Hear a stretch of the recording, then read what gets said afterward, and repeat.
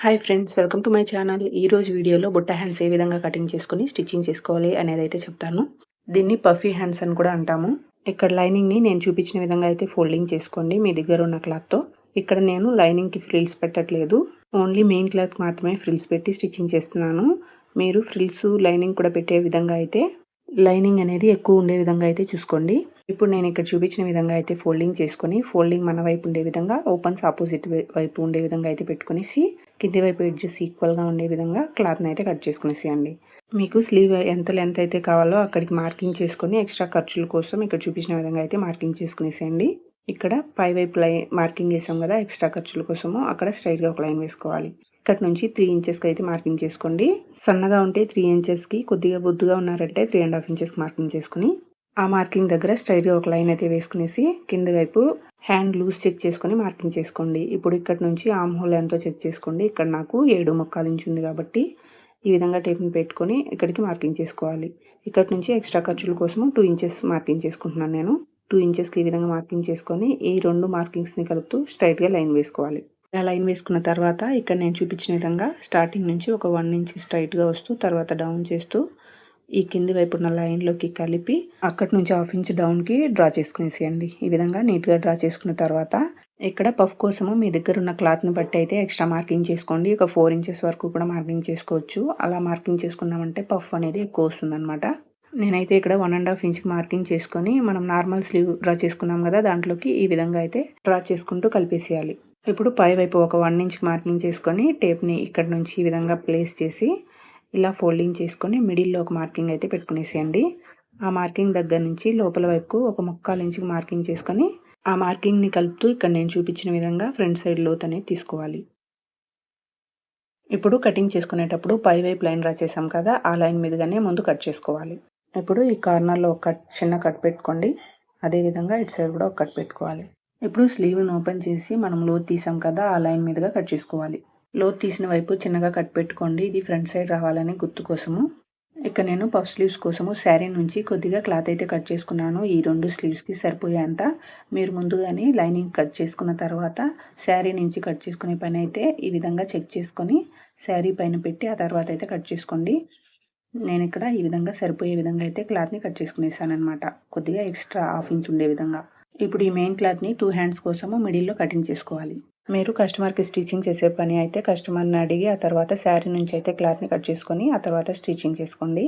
ఎందుకంటే శారీ చిన్నదైపోతుంది కాబట్టి. ఒకవేళ బ్లౌజ్లో ఉన్న క్లాత్ సరిపోతుందంటే అదే క్లాత్లోనే పఫ్ హ్యాండ్స్ని స్టిచ్చింగ్ చేసుకోవచ్చు. ఇప్పుడు ఈ 2 క్లాత్స్ని ఒకదాని మీద ఒకటి ఈక్వల్గా పెట్టుకొని ఇక్కడ నేను చూపించిన విధంగా అయితే ఫోల్డింగ్ చేసుకోండి.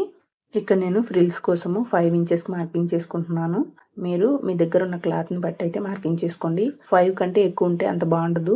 5 ఇంచెస్ లేకపోతే 4 ఇంచెస్ వరకు అయితే మార్కింగ్ చేసుకొని ఆ మార్కింగ్ దగ్గర ఇక్కడ నేను చూపించిన విధంగా అయితే కట్ పెట్టుకునేసేయండి. అక్కడ నుంచి మనం ఫ్రిల్స్ పెట్టుకోవాలి అనేసి గుర్తు కోసము. ఇక్కడ నేను ఏం చేశానంటే ఎక్కువ క్లాత్ ఉందని ఇంకా ముందు వైపు నుంచి అయితే ఫ్రిల్స్ పెట్టానమాట. అలా చేయకుండా 5 ఇంచెస్ అన్నప్పుడు 5 ఇంచెస్ దగ్గర నుంచే ఫ్రిల్స్ అనేది స్టార్ట్ చేయండి. ఇప్పుడు నేను ఒక స్లీవ్ని అయితే స్టిచ్చింగ్ చేసి చూపిస్తున్నాను. ఒక క్లాత్ని అయితే రిమూవ్ చేసేసి ఇప్పుడు ఈ కట్ పెట్టిన దగ్గర నుంచి అయితే ఫ్రిల్స్ని స్టిచ్చింగ్ చేసుకోవాలి. ఇక్కడ వరకు నేను ముందే చెప్పాను కదా, ముందే క్లాత్ ఎక్కువ ఉందని ఇక్కడ నుంచి అయితే స్టిచ్చింగ్ చేసేసానని. మీరు ఆ కట్ పెట్టిన దగ్గర నుంచే ఫ్రిల్స్ని స్టార్ట్ చేయండి. ఈ ఫ్రిల్స్ చాలా చిన్నగా మీకు వీలైనంత వరకు చిన్నగా పెట్టుకుంటే బాగుంటుంది. ఇలా నేను థ్రెడ్ రిమూవర్ ఉంటుంది కదా, దాని సహాయంతో అయితే చిన్న ఫ్రిల్స్ అయితే పెట్టుకుంటూ ఆ చిన్న కట్ పెట్టాం కదా అక్కడ వరకు ఇదే విధంగా స్టిచ్చింగ్ చేసుకోవాలి.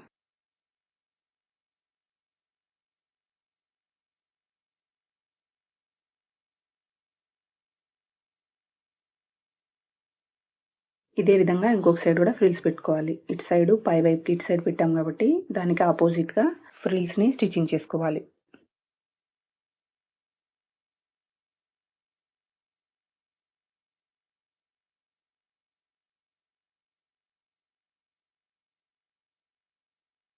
ఈ విధంగా స్టిచ్చింగ్ చేసుకున్న తర్వాత క్లాత్ని రాంగ్ సైడ్ ఉండేదాన్ని పై వైపు పెట్టుకొని మనం కట్ చేసుకున్నాం కదా హ్యాండ్ని, లైనింగ్ని ఒకటి తీసుకొని ఈ ఫ్రిల్స్కి మిడిల్లో ఒక కట్ వచ్చే విధంగా పెట్టుకోండి. ఈ మిడిల్ పార్ట్ ఉంటుంది కదా లైన్ అనేది, ఆ ఫ్రిల్స్కి మిడిల్లో వచ్చే విధంగా అయితే పెట్టుకొని ఈ క్లాత్ని కరెక్ట్గా సర్దుకొని చుట్టూ కూడా పిన్స్ పెట్టుకునేసేయాలి కదలకుండా.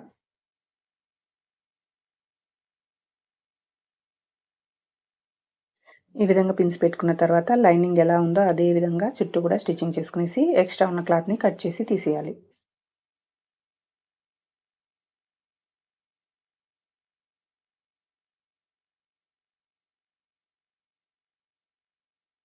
ఇప్పుడు పిన్స్‌నన్నీ రిమూవ్ చేసి ఈ స్లీవ్‌ని బ్లౌజ్‌కి జాయిన్ చేసిన తర్వాత కింది వైపు పట్టీ పీస్ అనేది స్టిచ్చింగ్ చేసుకోవాలి. ఇప్పుడు స్లీవ్‌కి లోతు తీసిన వైపు ఫ్రంట్ సైడ్ వచ్చే విధంగా చూసుకొని ఆ తర్వాత స్టిచ్చింగ్ చేసుకోవాలి. ఇటు సైడ్ లోతు తీసాం కాబట్టి ఫ్రంట్ సైడ్ వచ్చే విధంగా పెట్టుకొని ఈడ మిడిల్‌లో కట్ పెట్టుకుంటాం కదా, అది షోల్డర్స్ జాయింట్ దగ్గర పెట్టుకునేసి హ్యాండ్‌కి ఫ్రిల్ పెట్టాం కదా, ఆ ఫ్రిల్ వరకు ముందు స్టిచ్చింగ్ చేసుకోవాలి. ఇక్కడ వరకు ఉంది ఫ్రిల్స్, అక్కడ వరకు ఫస్ట్ ఇక్కడ చూపించిన విధంగా అయితే హాఫ్ ఇంచ్ గ్యాప్తో అయితే స్టిచ్చింగ్ చేసుకోవాలి. ఈ విధంగా స్టిచ్చింగ్ చేసుకొని అక్కడ అలానే స్టాప్ చేసి చెస్ట్ మార్కింగ్ దగ్గర ఇక్కడ కట్ పెట్టుకుంటాం కదా, అది స్లీవ్ దగ్గర పెట్టుకున్న కట్ అనేది కరెక్ట్గా సరిపోవాలి. ఒకసారి ఇక్కడ నుంచి అయితే చెక్ చేసుకోండి. ఈ విధంగా కొద్ది కొద్దిగా పెట్టుకొని కరెక్ట్గా సరిపోవాలి. స్లీవ్ అనేది ఎక్కువగా వచ్చింది ఎందుకంటే మనము పఫ్ కోసము పైకి ఎక్కువ వదిలాం కాబట్టి. ఈ రెండు కట్స్ని ఒకదాని మీద ఒకటి ఈ విధంగా పెట్టుకొని హ్యాండ్కున్న ఎక్స్ట్రా క్లాత్ని అక్కడ మనం ఫ్రిల్స్ ఆపాం కదా, అక్కడ ఒక ఫ్రిల్ పెట్టుకోవాలి. అక్కడ ఫ్రిల్ పెట్టుకునేసి ఒకసారి చెక్ చేసుకొని అదే హాఫ్ ఇంచ్ గ్యాప్తో స్టిచ్చింగ్ చేసుకోవాలి. ఇప్పుడు అదే కుట్టు మీద డబుల్ స్టిచ్చింగ్ చేసుకోవాలి. ఇప్పుడు ఇటు సైడ్ స్టిచ్చింగ్ చేసుకునేటప్పుడు కూడా ఫ్రిల్స్ ఇక్కడ వరకు ఉంది కాబట్టి అక్కడ వరకే ఫస్ట్ స్టిచ్చింగ్ చేసుకోండి. అక్కడ స్టాప్ చేసి ఇటు సైడ్ కూడా ఒకసారి చెక్ చేసుకొని కింది వైపు హ్యాండ్ ఉంది కాబట్టి హ్యాండ్కి మనం స్టాప్ చేసిన దగ్గర ఒక ఫ్రిల్ పెట్టుకొని ఆ తర్వాత హాఫ్ ఇంచ్ గ్యాప్తో స్టిచ్చింగ్ చేసుకోవాలి.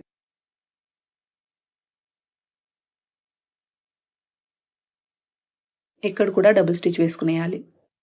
ఈ విధంగా జాయిన్ చేసుకున్నాక హ్యాండ్ ఈ విధంగా ఉంటుందన్నమాట. నేను హ్యాండ్ లెంత్ 7 ఇంచెస్ వరకు పెట్టాను కాబట్టి ఇలా ఉందన్నమాట. ఇక్కడ నేను హాఫ్ ఇంచ్ పట్టి వేస్తున్నాను కాబట్టి వెడల్పు 2 ఇంచులు ఉండే విధంగా తీసుకోండి క్లాత్ని, పొడవు హ్యాండ్కి సరిపోయేంత. ఈ విధంగా తీసుకున్న తర్వాత ఎడ్జ్లో ఒక 1/4 ఇంచ్ క్లాత్ని ఫోల్డింగ్ చేసుకొని స్టిచ్చింగ్ చేసుకోవాలి. ఇక్కడ నేను హ్యాండ్ జాయిన్ చేసేటప్పుడు 2 వైపులా ఫ్రిల్స్ పెట్టాను కదా, కింది వైపు కూడా ఈక్వల్గా లేకపోతే ఒక్కొక్క ఫ్రిల్ అనేది పెట్టుకునేసేయండి. నాకు ఇక్కడ ఈక్వల్గా ఉంది కాబట్టి ఫ్రిల్ పెట్టట్లేదు. ఇలా ఫ్రిల్ పెట్టకుండా ఇప్పుడైతే పట్టీని స్టిచ్చింగ్ చేస్తున్నాను అనమాట. ఇప్పుడు ఈ క్లాత్ని ఇక్కడ నేను చూపించిన విధంగా ఖర్చులు పై వైపు ఉండే విధంగా పెట్టుకుని ఒక హాఫ్ ఇంచ్ గ్యాప్తో అయితే స్టిచ్చింగ్ చేసుకోవాలి. ఇప్పుడు ఈ క్లాత్ని ఇక్కడ చూపించిన విధంగా కిందికి టర్న్ చేసుకొనేసి మనం పైపింగ్ చేసేటప్పుడు ఏ విధంగా అయితే స్టిచ్చింగ్ చేసుకుంటామో అదే విధంగా ఆ పట్టీకి హ్యాండ్కి మిడిల్లో కుట్టుపడే విధంగా స్టిచ్చింగ్ చేసుకోవాలి. బుట్ట హ్యాండ్స్ని నేను ఈ విధంగా లైనింగ్కి ఫ్రిల్స్ పెట్టకుండా మెయిన్ క్లాత్కి మాత్రమే ఫ్రిల్స్ పెట్టే విధంగా అయితే ఇలా ట్రై చేశాను. నెక్స్ట్ ఎప్పుడైనా స్టిచ్చింగ్ చేసినప్పుడు లైనింగ్తో కూడా ఫ్రిల్స్ పెట్టి అయినా లేకపోతే ప్లెయిన్ బ్లౌజ్తో అయినా స్టిచ్చింగ్ చేసి అయితే అప్లోడ్ చేస్తాను. ఈ బ్యాక్ నెక్ డిజైన్ నాకు నచ్చకుండా రిమూవ్ చేశానని ముందు వీడియోలో కూడా చెప్పాను, మళ్ళీ చెప్తున్నాను. ఈ బ్లౌజ్ని నేను వేసుకున్న తర్వాత స్లీవ్స్ అయితే ఈ విధంగా ఉంటుందన్నమాట. మీరు ఇక్కడ బుట్ట ఎక్కువగా కావాలి అనుకుంటే 3 ఇంచెస్ వరకు పై వైపు ఎక్స్ట్రా తీసుకోండి. అలా అయితే పఫ్ అనేది ఎక్కువగా వస్తుంది. అలానే ఈ పాట్ నెక్ ఎలా కటింగ్ చేసి స్టిచ్చింగ్ చేసుకోవాలనేది కూడా లాస్ట్ వీడియోలో అప్లోడ్ చేశాను, ఒకసారి వెళ్ళి చెక్అవుట్ చేసి చూడండి. అలానే బ్లౌజ్ కటింగ్స్ స్టిచ్చింగ్ కూడా ఉన్నాయి ఈ ఛానల్లో, ఒకసారి చెక్ చేసి చూడండి. ఈ థ్రెడ్ని కూడా ఏ విధంగా స్టిచ్చింగ్ చేసుకోవచ్చో వీడియో అయితే పెట్టాను, అలానే ఒక షార్ట్ కూడా అప్లోడ్ చేశాను. మీకు ఇంట్రెస్ట్ ఉంటే ఒకసారి వెళ్ళి చెక్అవుట్ చేసి చూడండి. ఈ వీడియో కనుక మీకు యూజ్ అయినట్లయితే ప్లీజ్ లైక్ చేసుకోండి. మీ యొక్క లైక్ వల్ల ఈ వీడియో ఇంకొంతమందికి రికమెండ్ అవుతుంది. అలానే ఇలాంటి మరెన్నో వీడియోస్ కోసము ఛానల్ని సబ్స్క్రైబ్ చేసుకోండి.